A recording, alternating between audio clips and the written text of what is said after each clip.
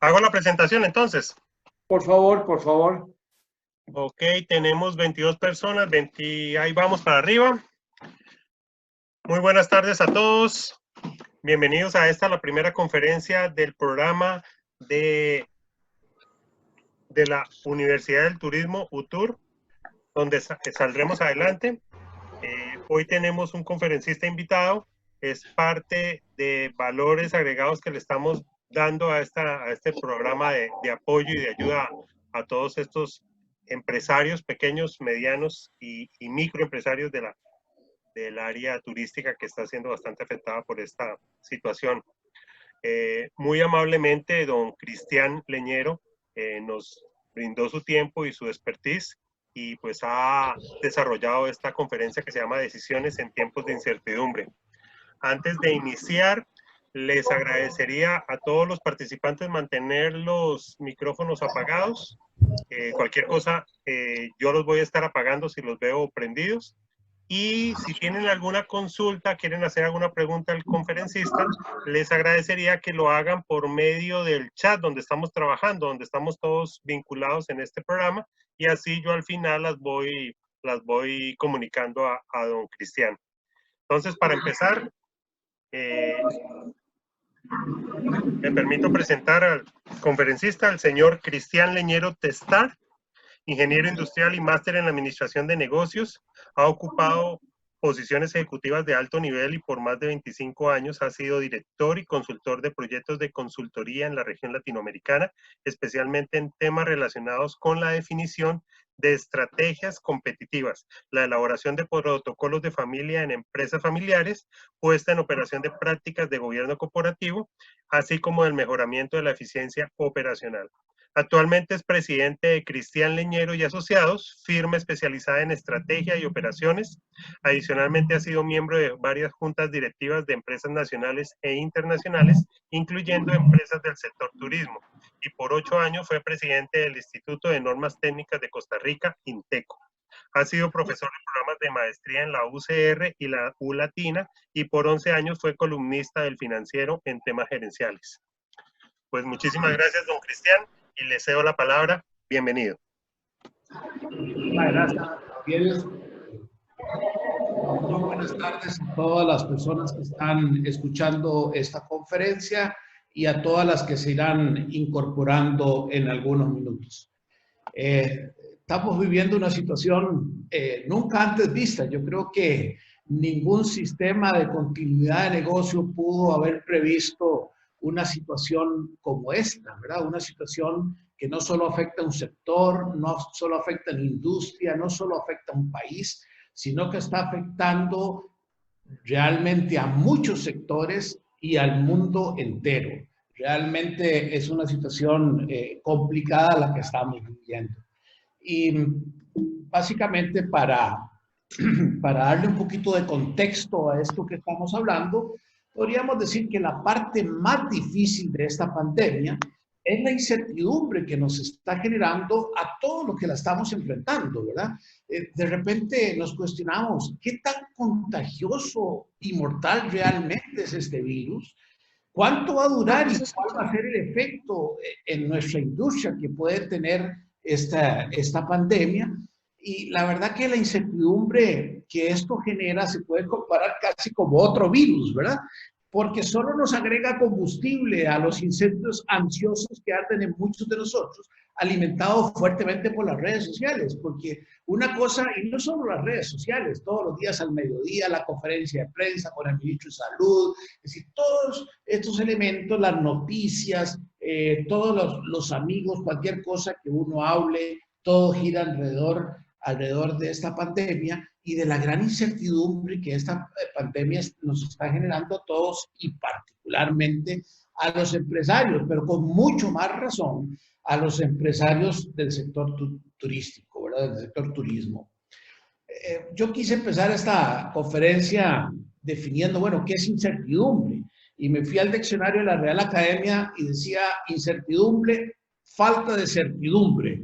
Y entonces me fui a buscar certidumbre y decía conocimiento seguro y claro de algo. Entonces he de suponer que la definición de la Real Academia para Incertidumbre será la falta de conocimiento seguro y claro de algo. Pero me pareció una definición muy poco precisa, entonces seguí buscando, que hoy buscar en las redes es muy sencillo, y me encontré una que me gustó porque refleja mejor lo que estamos viviendo, y dice que la definición de incertidumbre es falta de seguridad, de confianza o de certeza sobre algo, especialmente cuando crea inquietud. Y creo que este coronavirus realmente ha generado inquietud y particularmente a los segmentos del sector turístico nacional. Nadie se esperaba que de la noche a la mañana, puede crecer en años. No me interrumpa, voy a escuchar esa conferencia. Voy a escuchar. Educación, perdón, a pesar de que podríamos estar esperando para Semana Santa ocupación plena en la mayoría de los hoteles del país, pues lo cierto es que de la noche a la mañana nunca nos imaginábamos que no íbamos a tener turistas. Simple y sencillamente no hay vuelos, no hay aeropuerto, no hay turistas y los hoteles, y más en este país que somos un turismo dedicado fundamentalmente a la expansión, al turismo recreativo, de vacaciones, pues definitivamente no quedó un solo turista. Bueno, los poquitos son los que no se pudieron ir por alguna razón, pero realmente ya prácticamente no tenemos turistas en el país. Y eso nos pone en una situación muy complicada. Ahora, ¿qué pasa con las decisiones en un ambiente de esta naturaleza, en un ambiente de incertidumbre? Bueno, básicamente vamos a revisar algunos escenarios. Tal vez vamos a empezar por el primero, que me parece muy importante destacarlo. Lo más interesante o importante de entender es que la alta incertidumbre produce algún tipo de tensión emocional. Y esa tensión emocional, cuando se mete dentro de un entorno donde todos estamos tensos, donde las noticias todos los días sale el ministro de Salud, donde tenemos los periódicos, Canal 7, en fin, tenemos todos los medios cubriendo y las redes sociales que memes van, memes vienen, unos hacen bromas, pero todos en cierta medida en función de esta preocupación tan grande que tenemos de esta parálisis. Entonces, esa tensión se empieza a hacer excesiva. Y con tensión excesiva aumenta muchísimo la probabilidad de tomar decisiones erradas. Y este es uno de los temas de preocupación de esta conferencia, de cómo nosotros, por solo ese proceso de tensión emocional, podemos conducir a tomar, nos puede conducir a tomar decisiones equivocadas en nuestras organizaciones. Aquí lo que nosotros tenemos que tener en cuenta es que todas esas emociones negativas que vamos sintiendo a raíz de esta pandemia impactan realmente en el funcionamiento de nuestra mente, ¿verdad? Y cada mente de cada uno de nosotros obviamente tiene un umbral de tolerancia a esa tensión emocional. Hay personas que con muy poca emoción le altera inmediatamente digamos, la capacidad, el funcionamiento de su mente, y hay gente pues que tiene mayor capacidad de resistir tensiones antes de que afecte, digamos, el funcionamiento de su mente. Pero aquí lo complicado es que en alguna medida todos nos vamos a ver afectados con tensión en la claridad de la toma de decisiones. Y de hecho la incertidumbre tiende a producir esa alta tensión emocional y eso se traduce en un miedo. Realmente hay que llamarlo por su nombre, es un miedo de las personas, ¿verdad? Y eso es lo que tenemos que entender. ¿El miedo a qué? A medio enfrentar el futuro, el miedo a que no sabemos lo que va a venir, el miedo a que no sabemos cómo vamos a pagar el próximo mes, etc. Ahora, el miedo en términos generales, el miedo realmente desencadena, digamos, la incertidumbre desencadena en nuestros cerebros esos miedos que no son malos, porque en realidad el miedo es un mecanismo humano básico que nos ayuda a sobrevivir, ¿verdad? Si estamos en la selva y de repente cerca de un lago y aparece un lagarto, pues ese miedo nos hace tomar, como dicen los americanos,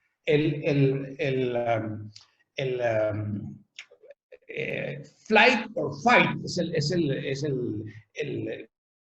digamos, el eslogan que usan los americanos.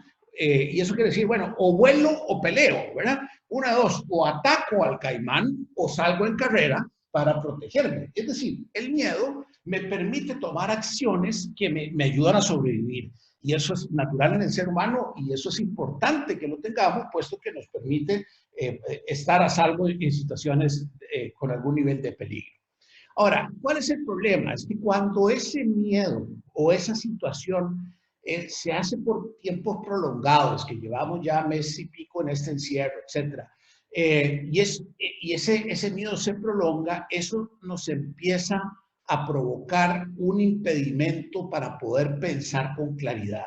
Y cuando este miedo o estas emociones se empiezan a exagerar, muy ayudado, como digo, hoy que tenemos exceso de información a través de las redes sociales, ya ese miedo ya no nos protege del peligro y más bien se convierte en el peligro que hay que combatir, ¿verdad? En el peligro que hay que combatir.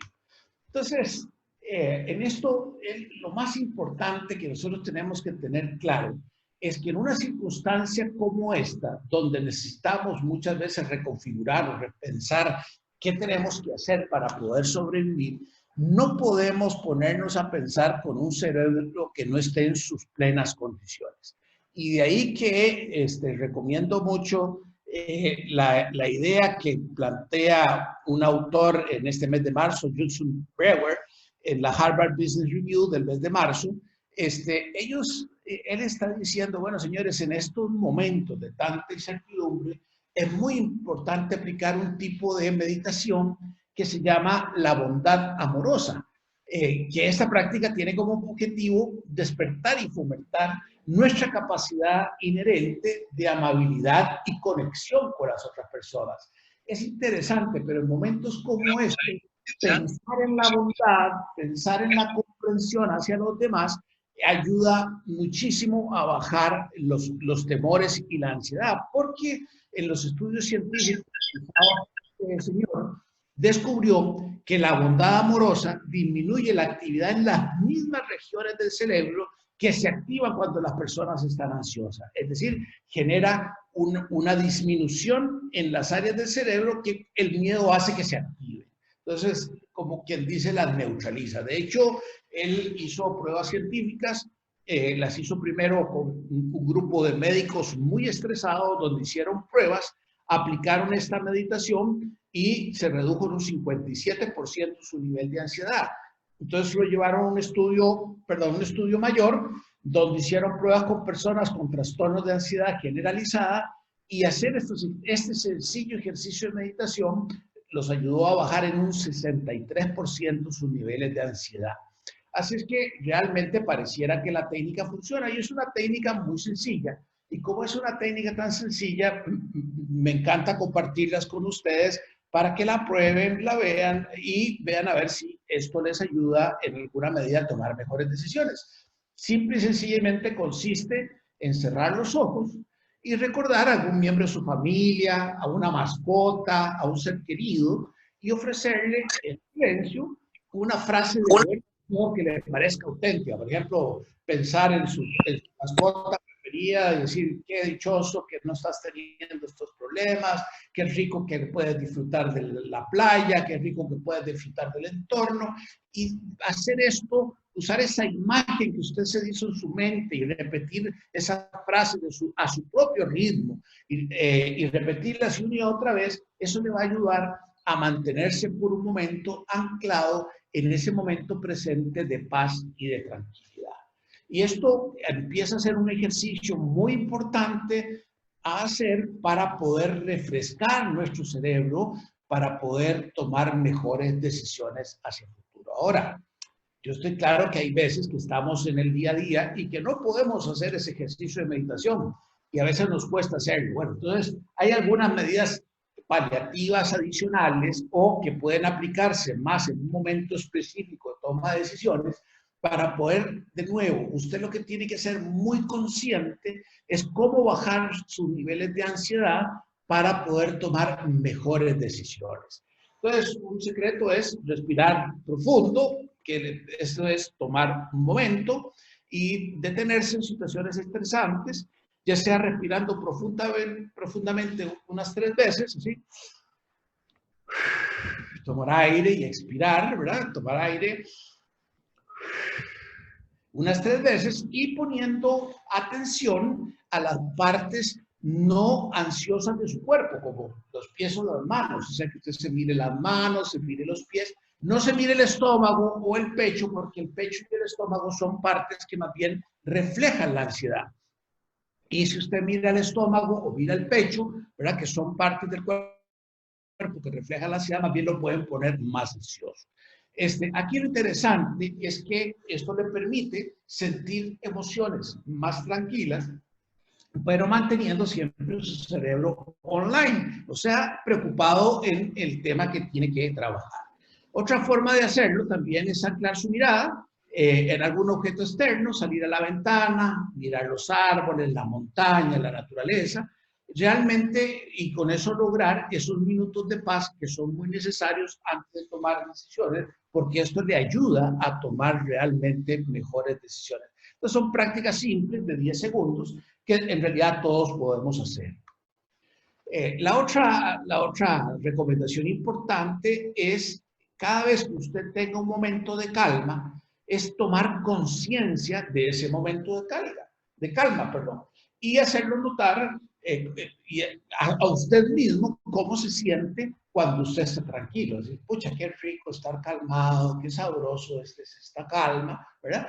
Y notará que la calma se siente mucho mejor que la ansiedad, obviamente, ¿verdad? Entonces, usando esta técnica, nosotros vamos a hackear los centros de recompensa del cerebro. Vamos a engañar a los centros de recompensa de su cerebro, porque los centros de recompensa de su cerebro van a aprender a realizar la acción que les sea más gratificante.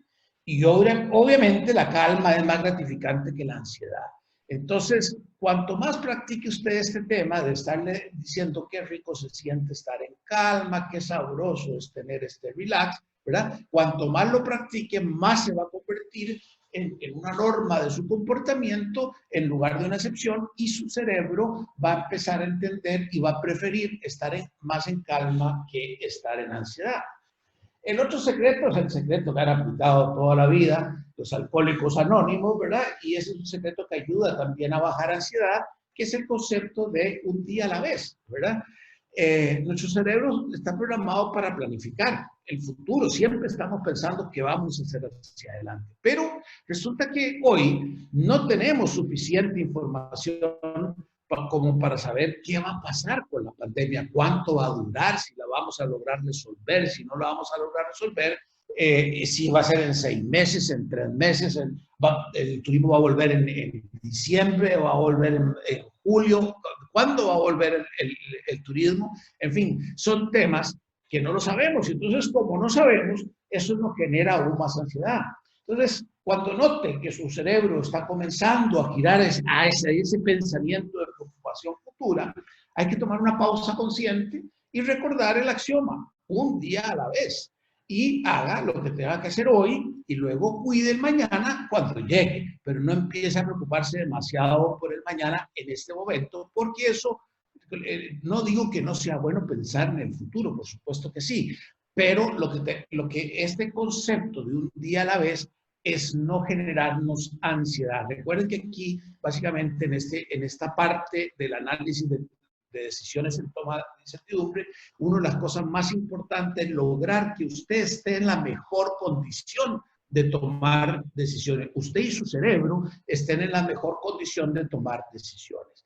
Y cuando vamos a mandar algo por WhatsApp, cuando vamos a hablar con nuestra gente, cuando vamos a hablar con los que nos rodean, propongámonos, ¿verdad?, difundir la calma y en lugar de la ansiedad. Tratemos de no difundir la ansiedad, porque la ansiedad, como les decía al inicio, es como un virus que se expande rápidamente, y lo peor que nos puede pasar es estar en un ambiente de gente ansiosa, porque eso no nos permite tomar buenas decisiones. Bueno, con las decisiones pasan algunas cosas adicionales. Las necesarias para poder tomar esas decisiones, nosotros tenemos que cuidar 3 aspectos que son muy importantes en una decisión. Lo primero es la calidad de la decisión, es decir, que realmente brinde los efectos que andamos buscando. y en un momento de alta incertidumbre, pues la dificultad de tener información veraz y completa para poder tomar esas decisiones, eso afecta directamente la calidad de las decisiones que podamos tomar.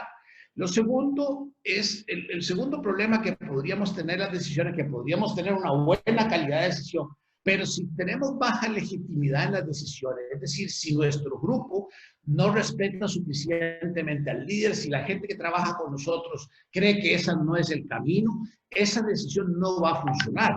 Y entonces aquí básicamente pues lo que estamos pensando es que nosotros tenemos que cuidar qué tan dispuestas están nuestro equipo de gente, la gente que trabaja con nosotros, qué tan dispuesto está a seguir las instrucciones de los líderes para no afectar la legitimidad. Y finalmente también otro aspecto que afecta muchísimo las decisiones es la oportunidad. Es decir, tomar decisiones demasiado prematuras puede ser tan contraproducente como tomar decisiones demasiado tardías. Entonces, el concepto de la oportunidad de las decisiones es otro elemento que tenemos que cuidar con mucho cuidado para poder asegurarnos que las decisiones que estamos tomando son las más adecuadas para el momento en que estamos viviendo. Entonces, aquí lo importante es entender algunos errores comunes que suceden cuando estamos en época de crisis. El primer error tiene que ver con subestimar la profundidad y la duración de la crisis, ¿verdad?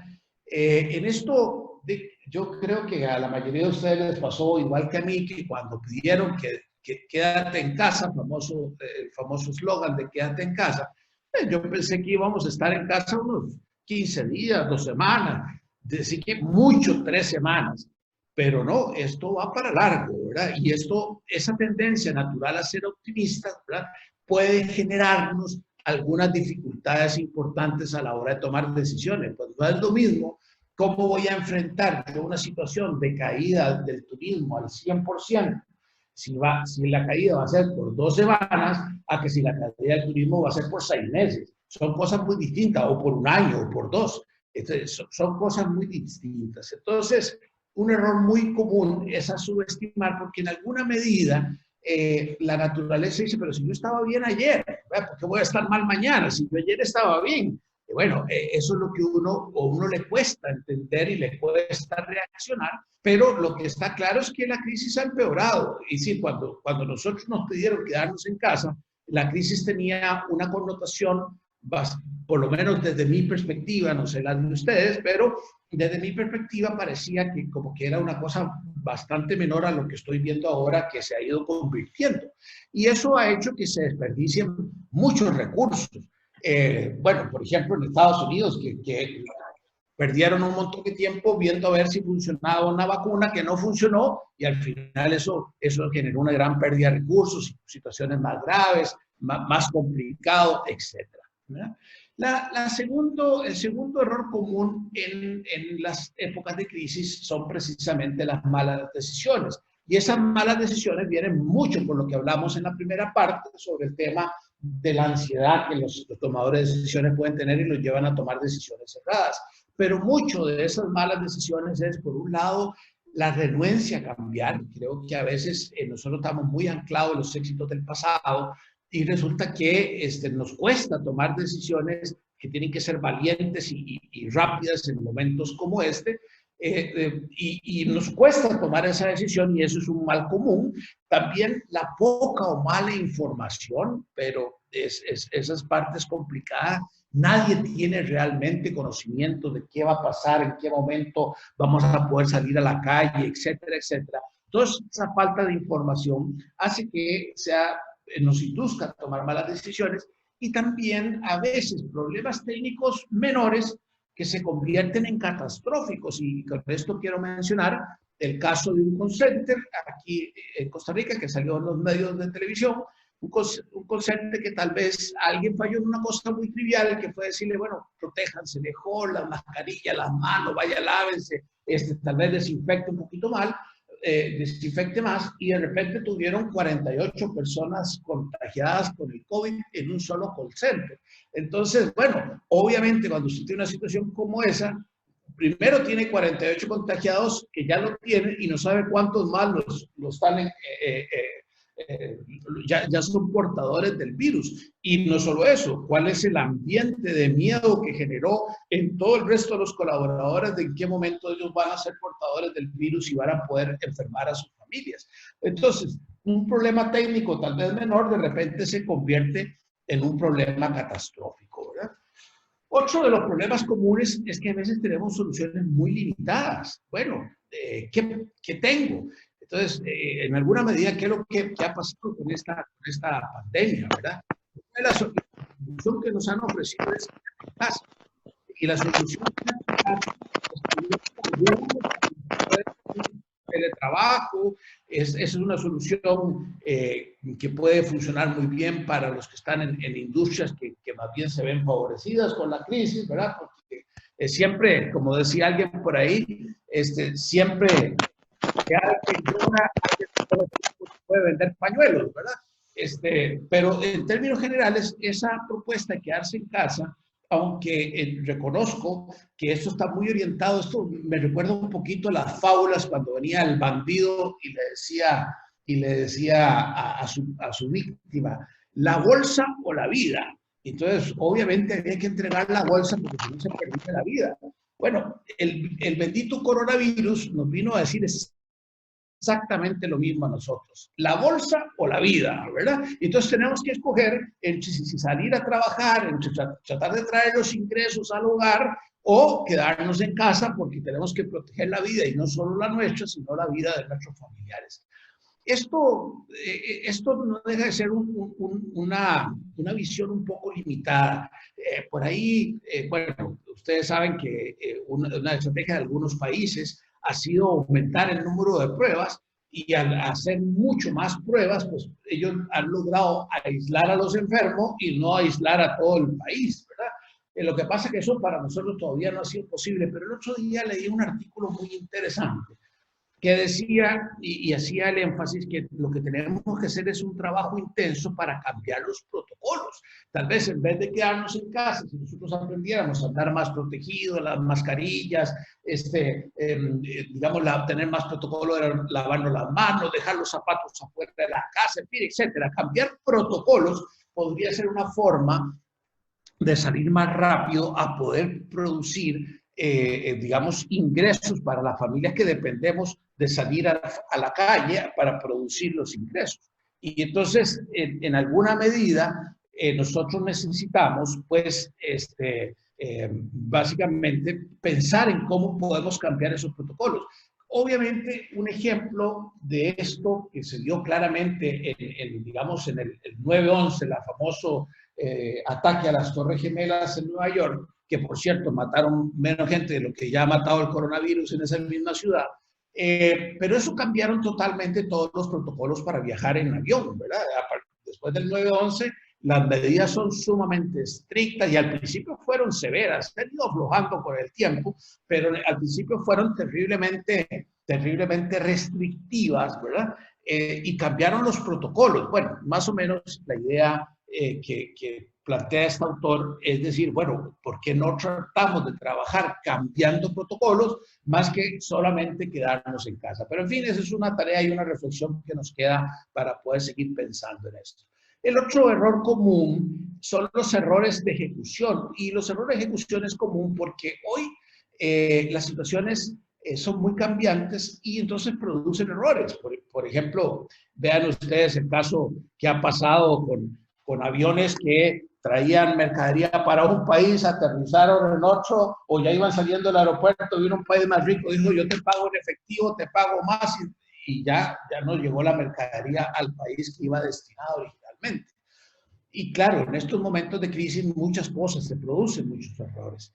En tiempos normales, cuando hay errores en la toma de decisiones, lo que sucede es que normalmente los gerentes, los administradores tratan de mantener esa decisión poniendo algunos parches para no evidenciar el error. Ahora, en época de crisis, eso es tremendamente complicado. Eso tiene un costo muy alto. Y entonces, dados estos 4 errores, es que los autores han planteado la necesidad de generar en nuestras organizaciones los famosos centros nerviosos de respuesta a la crisis. Y estos centros nerviosos tal vez tienen un nombre un poquito sofisticado, pero estos centros nerviosos lo que hacen es trate de no tomar las decisiones solo. Trate de generar un grupo de gente en su organización, que puede ser el chef, el jefe mesero, no sé, dependiendo de la situación de cada organización, si es un hotel, pues la ama de llaves, etcétera. Pero es buscar un medio eficiente para unir a la gente, para coordinar respuestas activas de una organización ante una crisis importante. Le permite estar dotado de la autoridad necesaria para tomar esas decisiones y le permite a los líderes y expertos de las diferentes áreas probar enfoques innovadores rápidamente en un entorno cambiante y donde todos lo estamos haciendo en conjunto, de manera de que ya no es un error de uno o de otro. Porque un aspecto que hay que tener mucha claridad es que para tomar buenas decisiones en una organización, necesitamos 3 elementos, además adicionales a bajar la ansiedad. El primero es tener un conocimiento experto, es decir, yo necesito identificar gente que realmente conozca, por decir algo, de cocina, gente que realmente conozca de las cosas que estamos viendo, porque ese conocimiento experto nos puede ayudar a buscar maneras distintas de resolver problemas de corto plazo. Lo segundo es tener un equipo cohesionado y con metas comunes, porque además ese trabajar y decirles, vengan aquí, vamos a tomar decisiones, eso ayuda a que la gente participe de una manera más, baje la ansiedad entre ellos, se compensen, mantengan mayor claridad y puedan tomar mejores decisiones, ¿verdad? Y lo tercero es que estén motivados para sacar la empresa adelante. Y hay que buscar que esa motivación se dé, y muchas veces esa motivación se da cuando uno los invita a participar de las decisiones porque se sienten que son parte de la solución, y eso ya genera una motivación, ¿verdad? En una crisis como esta hay que tener claro que nada es normal, nada. Los clientes se comportan diferente, los proveedores no siempre pueden cumplir con sus entregas, nuestra gente tiene altos niveles de preocupación, de estrés. En su casa, su marido también perdió el trabajo, no saben cómo van a comer los próximos meses, etc. Y las finanzas, definitivamente las finanzas no son las mismas, ¿verdad? Cuando tenemos estas preocupaciones. Entonces, ante esta realidad, ¿verdad?, que nada es normal, necesitamos respuestas sumamente creativas y necesitamos ir pensando sobre cosas diferentes. Y por eso esa sinergia que se produce cuando yo trabajo en equipos es más alta que si lo hago de manera individual. Esa necesidad de producir en esos centros nerviosos de respuesta a la crisis. Y aquí yo lo que quiero compartir con ustedes es crear, aquí le llamé los comités ejecutivos, pero eso no es para multinacionales donde están todos los grandes gerentes, no. Esto se aplica también a empresas muy pequeñas, de traer a la gente más importante que trabaja conmigo a conformar comités para resolver algunos problemas que son importantes y que vayamos respondiendo una a una las decisiones que demanda el negocio en este momento. Hay 4 temas muy importantes donde yo debería generar equipos de trabajo para poder ir buscando cómo nosotros vamos a enfrentar esta situación. Lo primero es asegurar la cadena de suministro. Bueno, asegurarnos que realmente nosotros vamos a lograr los insumos a pesar de toda esta crisis. Y no solo deberíamos poner al que siempre ha hecho las compras en esto, no, hay que ayudarle a pensar diferente, a pensar fuera de la caja, que pensemos opciones distintas. Ya ustedes han estado viendo cómo, por ejemplo, la Caja Costarricense de Seguro Social decidió contratar un avión para traer los equipos de China, que ha sido todo un tema y ha salido varias preguntas alrededor de eso en las conferencias de mediodía, pero digamos, obviamente el tema de la cadena de suministro es un tema importante a tener cuidado en los momentos de crisis. Y cuando estamos hablando de cadena de suministro, a veces va a depender el negocio y obviamente va a depender de lo que dependa de cadenas de suministro. Estamos hablando de cosas básicas que se van al supermercado y se consiguen, pues tal vez no tenemos que ponerle tanto énfasis, pero hay otros negocios donde los insumos pueden ser realmente críticos. Lo segundo es sanear en lo posible las finanzas. En una de estas cápsulas que hemos estado publicando en LinkedIn y que pueden accesar a través de la página web, que se la voy a dar al final, hemos estado escribiendo con los socios unos artículos pequeñitos y uno de ellos se llama Cash is King, es decir, el cash o el efectivo es el rey.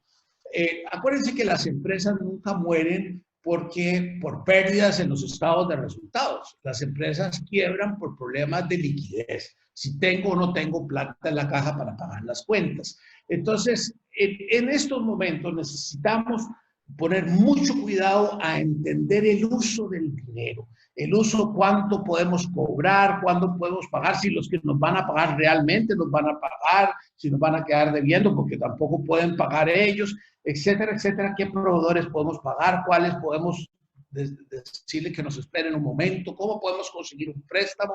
Etcétera. Hay que poner mucho cuidado en el efectivo que nosotros podamos tener para soportar la crisis. Y mucho el énfasis tiene que estar en ese tema del efectivo. El tercer elemento es garantizar la seguridad de nuestra gente. No podemos darnos el lujo que nuestra gente se enferme, que nuestra gente tenga problemas, y esto me refiero a los negocios que quedan con algún nivel de operación, porque han habido negocios en el sector turismo que han tenido que cerrar del todo. Pues bueno, los que han tenido que cerrar, la seguridad de nuestra gente puede estar más bien en ver qué podemos hacer para que estén bien. El otro día conversaba con un empresario del sector turístico, del rural, y entonces me decía el puchica, ¿qué hago con la gente? Yo quisiera ver si le garantizo algún nivel de salario, mientras yo le decía, bueno, cuidado, es que los recursos son finitos y al tener recursos finitos no podemos arriesgarlo para que la gente esté bien, y el momento que tenés que volver a arrancar, porque no sabemos cuánto va a durar esta crisis, ya no tener la liquidez necesaria para poder volver a activar el negocio.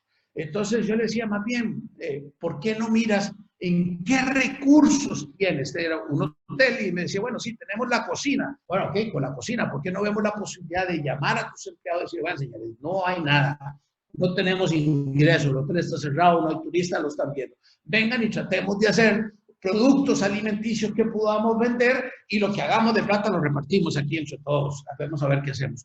Eso es una forma diferente de ver la seguridad de nuestra gente que tratar de simple y sencillamente mantenerles un salario, que si lo puede hacer muy bien, pero es muy difícil porque no sabemos cuánto, y puede ser más bien irresponsable, porque si más adelante tiene que liquidarlo en lugar de despedirlo, no va a tener el efectivo para poderlo liquidar, y por eso podría ser más irresponsable que tratar de mantenerlos con un salario hoy en día, ¿verdad? Digo, aquí depende mucho de las circunstancias de cada quien. Y lo más importante es el punto D, mantener una gran cercanía con los clientes, mantenernos muy cerca, conversando con ellos, para ver qué otras opciones o qué modificaciones podemos dar en nuestra oferta que sí puedan tomarla en estos momentos de crisis. Y esto ha pasado muchísimo, por ejemplo, con algunos restaurantes. El restaurante cierra, pero siguen dando servicio a domicilio, por ejemplo. Obviamente, tal vez no es lo mismo, no es igual, pero bueno, es una forma de ir buscando cómo generar algún tipo de negocio en el momento de la crisis y mientras se nos va ocurriendo hacer cosas adicionales. Algunas conclusiones ya para terminar, estamos un poquito pasados, pero algunas conclusiones son las siguientes. En épocas de crisis tiene una mayor probabilidad de éxito, y demostrado en estudios importantes que se han hecho, quienes toman decisiones en equipo, respondiendo una a una las interrogantes que le plantean e innovando según las circunstancias que se van presentando. Las empresas autoritarias, con un líder autoritario que es el único que toma las decisiones, yo soy el que sabe todo en la organización, esas organizaciones tienen menores probabilidades de salir exitosos en momentos de una crisis severa. Y lo segundo es que también en las crisis no todo es malo, ¿verdad? En las crisis, cuando usted le permite conocer quién es quién en su organización y cuál es el nivel de compromiso de sus empleados con la organización. Y en esto hay que aplicar la máxima que dice, usted tiene que ser muy lento para contratar, y muy rápido para despedir, al revés de lo que sucede normalmente, que contratamos rapidísimo y nunca despedimos a la gente. Bueno, tiene que ser al revés, pero en un momento de crisis usted va a saber con quién cuenta y con quién no. Y la otra cosa muy importante es que en las peores crisis salen las mejores oportunidades y hay que darles el espacio necesario para que esas oportunidades lleguen a sus organizaciones.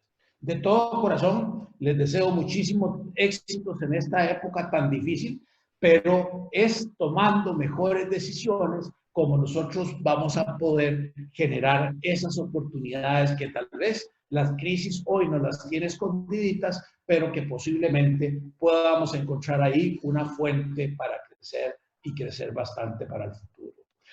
Quedo ahorita abierto a sus preguntas. Nada más comentarle que ahí está mi página web, www.selenero.com, y que en esa página web pueden encontrar hacia abajo un lugar que se llama, igual como titulé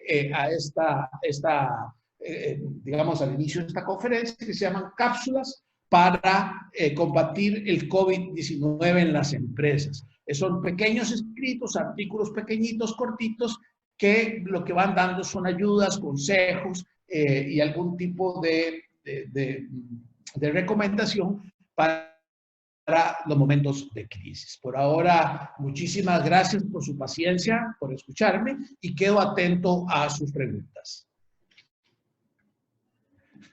Muchísimas gracias, don Cristian. Excelentes sus palabras. Lastimosamente estamos sin sonido todos, pero me imagino aquí un gran aplauso para sus palabras. ¿Ok? A continuación le voy a comunicar las preguntas que me hicieron los compañeros. En primera instancia tengo a la compañera Nancy, ella encargada de recurso humano del sector turismo en hoteles, ¿verdad? A nivel nacional. Y pregunta lo siguiente: en mi caso, ¿qué pasa cuando un líder, el gerente, en lugar de dar apoyo, se pierde, se aísla? Y siendo yo de recursos humanos, esta situación es complicada porque en lugar de poder minimizar la incertidumbre o crear opciones de ayuda, siento que el ambiente es más difícil, el panorama se complica. ¿Cómo o de qué manera hago que entienda que es necesario dar respuestas, comunicar que cuenta apoyo? Comprendo que existe frustración, pero es necesario ser transparente y no perder la comunicación. Necesito crear un ambiente de tranquilidad en medio de tanta dificultad. Es complejo. Así, ¿qué pregunta? ¿Qué pregunta más interesante? En realidad, sí, él está con miedo y eso es parte de lo que tenemos que entender y tenemos que reaccionar, ¿verdad? Él está con miedo, posiblemente su aislamiento es la forma que él está pudiendo responder a ese miedo que está sintiendo. Yo creo que lo más importante es poder hablar con él y decirle qué es lo que se entiende, qué es lo que está pasando, que es entendible, pero que hay que trabajarlo. Y yo le recomendaría muy fuertemente que él entienda que tiene que bajar su nivel de ansiedad. Ese aislamiento es por ansiedad y por eso es que es tan importante esa primera parte de la conferencia donde le hablaba que para tomar decisiones hay que bajar ansiedad. Y posiblemente este señor está precisamente aislado por un problema de ansiedad. No está pudiendo manejar la ansiedad que esta crisis le está provocando. Y bueno, hay que tratar de hacérsela ver y tal vez mandarle algún tipo de comunicación. Se podrían poner de acuerdo para hacerle llegar esta información, puede mandarle los artículos que están en la página web y tal vez con eso, y tal vez esta misma presentación la vamos a poner en el portal de la universidad, tal vez la pueden bajar y facilitársela y tratar de ver cómo él puede reducir su nivel de ansiedad. Muchísimas gracias, don Cristian. En esta situación podemos pensar que tomamos una mala decisión al tener un negocio en este medio. Me imagino que se refiere al medio turístico, que es el más afectado, porque hay otros negocios que pueden continuar. ¿Qué nos recomienda?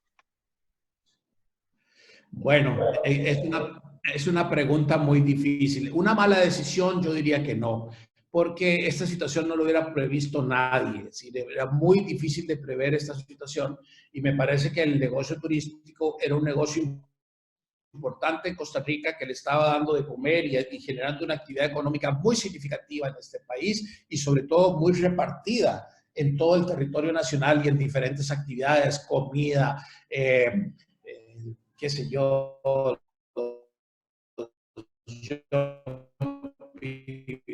bungee jumping, los dándole actividad económica a muchísima gente. Así es que no fue una mala decisión. Ahora, lo que sí es importante es mirar. Yo tal vez daría, te digo leyendo, porque esta experiencia no la tiene nadie. El que me diga que tiene experiencia en este tipo de crisis ya me genera desconfianza. Pero, digamos, lo que he estado leyendo es que básicamente lo que uno tiene que tomar decisiones, bueno, ¿qué tan largo espero que sea la recuperación y qué tanto está la crisis impactando mi negocio? Porque hay negocios que le ha bajado las ventas un 20 o 30%, hay negocios que le ha bajado, que más bien les ha aumentado las ventas, y hay negocios como el negocio turístico que se les vino a cero. Bueno, aquellos negocios que se les vino a cero, hay que tomar una decisión y decir, bueno, ¿cuándo creo yo que esto va a poder volver a salir adelante? El turismo y sobre todo el turismo que tenemos en Costa Rica va a tardar bastante. Yo no creo que la recuperación del sector turístico sea a muy corto plazo. Y cuando hablo de bastante, yo no veo menos de un año, año y medio. Entonces, ahí lo que uno tiene que pensar es qué capacidad tengo yo para soportar un año, año y medio. Si no tengo esa capacidad, es mejor que empiece ya a buscar negocios alternativos. Y la mejor manera de buscar negocios alternativos es tratar de buscar, bueno, ¿qué recursos tengo yo hoy y qué habilidades el negocio del turismo me permitió desarrollar? Y con esas habilidades y con esos recursos ver si yo puedo destinar esos recursos a otras actividades. Yo recuerdo este ejemplo que le mencionaba con un hotel de turismo rural que he estado trabajando con ellos algún tiempo. Lo que hablábamos es la posibilidad de utilizar, por ejemplo, la cocina para hacer algunas mermeladas y vendérselas a los mismos turistas que habían venido aquí, como empezó Café Brit, que era mandando el café por DHL, ¿se acuerdan ustedes? Bueno, buscar una alternativa de buscar alguna cosa de esta naturaleza, a ver si eso es factible, si funciona. Ahora, no todo es posible. Y a veces, pero uno tiene que pensar, bueno, ¿qué negocios hoy están necesitando? Por ejemplo, todo el sector salud. Bueno, el sector salud podría ser que esté necesitando más alimentación, entonces ver cómo trasladar y ser partícipe. Otro tema interesante que uno ha visto, por ejemplo, los hoteles saben de housekeeping, de todo lo que tiene que ver con la limpieza. Ahora, en la nueva, uno de los artículos que publicó fue los clientes post-coronavirus. En algunos de los negocios que van a sobrevivir, supermercados, etcétera, necesitan fuertemente ser más rigurosos en todos los protocolos de limpieza. Bueno, ahí puede haber una oportunidad. Nosotros tenemos gente preparada en limpieza, los que están en el hotel, y entonces empezar a dar servicio a supermercados, a tiendas, a gasolineras, etcétera, ayudando a todo lo que son labores de limpieza, por ejemplo. Y esto podría generar algún negocio paralelo. Yo sí creo que en el sector turismo hay que buscar alternativas de generar ingresos. Yo no creo que volvamos a los niveles que teníamos, no creo que sea diciembre, me parece que eso va a ser todavía más, pero bueno, no me crean, por favor, pero yo sí creo que el turismo, porque el turismo que tenemos nosotros es un turismo de recreación y ese va a ser más lento de recuperarse que digamos, el turismo de ejecutivos. Ese probablemente tenga una tasa un poquito más rápida de recuperación, pero el turismo vacacional va a tomar más tiempo que se recupere, desde mi perspectiva. Muchas gracias. Yo creo que contestó la siguiente pregunta, que era ¿qué recomienda para la reapertura de los negocios? Creo que eso nos quedó claro en esa recomendación. Y por último, acá tengo la cuarentena parece que nos indica que no podemos hacer nada. ¿Es una buena decisión no hacer nada? Definitivamente no. Yo creo que en la cuarentena lo que nos tiene que ayudar es a pensar en cómo podemos salir adelante en un trabajo diferente. Obviamente, por eso se habla muchísimo que va a crecer mucho todos los negocios en Internet, todo lo que se puede hacer en línea. Estas son cosas que pueden generar algún nivel de actividad económica y todo eso se puede hacer desde casa. Yo sí creo que hay una buena cantidad de negocios que no se pueden realizar desde la casa, sobre todo en las economías muy informales. Esto es más difícil todavía, es decir, pero yo sí creo que en la cuarentena hay mucho que se puede hacer. Muchísimas gracias, don Cristian. Estas son las preguntas que tenía. Muchísimas gracias a todos los compañeros participantes, don Ramón por su apoyo. Esta charla quiero recordar que es un esfuerzo de la Universidad del Turismo que ha desarrollado un programa para tratar de apoyar a la industria, de soportarla, de darle asesoría y damos un nombre a Canatur que también está haciendo este esfuerzo detrás de todo el desarrollo. Muchísimas gracias a todos y pues les deseo una feliz tarde. Buenas tardes.